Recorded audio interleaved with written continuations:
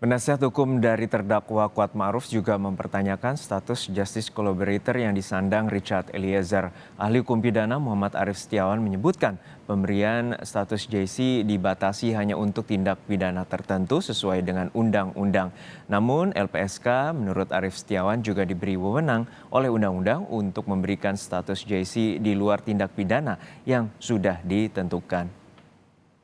Terkait dengan justice kolaborator yang diatur dalam Undang-Undang 31 tahun 2014 gitu. Untuk jenis tindak pidana apa sepengetahuan saksi ahli yang dapat diberikan kepada seseorang status JC tadi?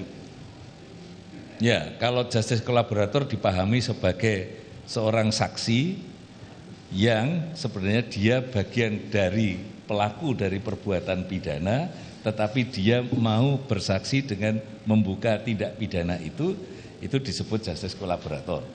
Nah, di dalam Undang-Undang Perlindungan Saksi dan Korban itu sebenarnya sudah dibatasi secara limitatif ya.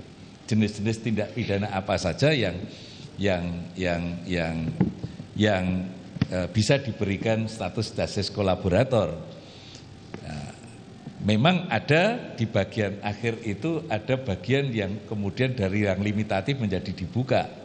Jadi itu kan tindak pidananya sudah ditentukan.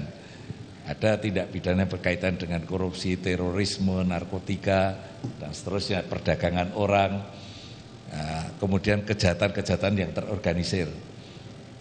Tetapi undang-undangnya juga membuka peluang LPSK itu bisa dimungkinkan untuk di luar yang sudah dibatasi itu tadi dengan keputusan LPSK. Di keputusan LPSK itu jenis tindak pidananya apa saja. Hanya persoalannya di situ adalah kalau tadi yang disampaikan tadi yang menyangkut tentang salah satu pasal tentang jenis tindak pidana yang dibatasi tadi, itu kan sebenarnya berkaitan dengan pasal yang lain yang berkaitan dengan syarat-syarat untuk bisa menjadi justice kolaborator selain dari jenis tindak pidana itu adalah dia tidak berstatus sebagai pelaku utama. Pelaku utama dari tindak pidana yang dilakukan.